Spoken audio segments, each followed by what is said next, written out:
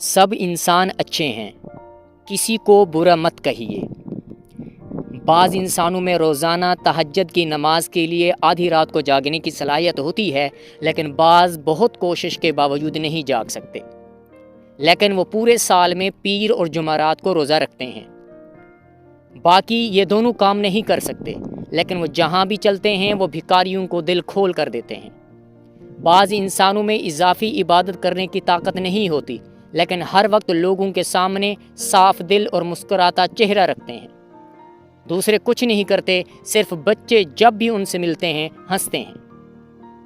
کبھی یہ مت سوچیں کہ جو لوگ آپ کے کام نہیں کرتے وہ کسی بھی طرح سے کمتر ہیں یا ان کے پاس پیش کرنے کے لیے کچھ نہیں ہے۔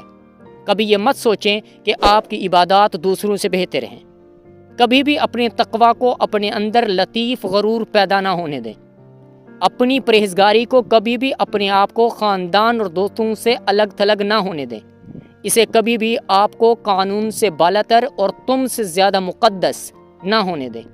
آپ کا شجرہ نسب، دولت، علمی قابلیت، جلد کی رنگت، میدان جنگ میں قوت آپ کی تقوی کا معیار نہیں ہے۔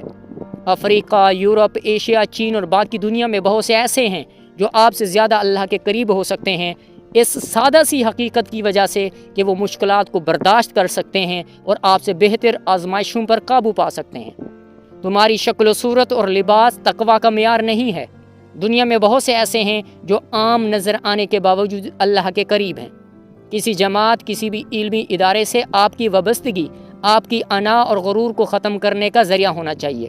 دوسروں کو حقیر نہ سمجھیں۔ بہت سے ایسے ہیں جن کے دل ان سارے کاموں میں کسی سے وابستہ نہ ہونے کے باوجود پاکیزہ ہیں۔ یہ جنت کے لیے خودکار پاسپورٹ نہیں ہے۔ ایک شخص نے کتے کی پیاس بجھانے سے جنت کی نعمت حاصل کی، دوسرے نے سونے سے پہلے روزانہ سب کو معاف کر کے حاصل کی۔ ان کے پاس دکھانے کے لیے کچھ بھی نہیں تھا، لیکن جو کچھ انہوں نے کیا اللہ کے لیے اہمیت رکھتا تھا۔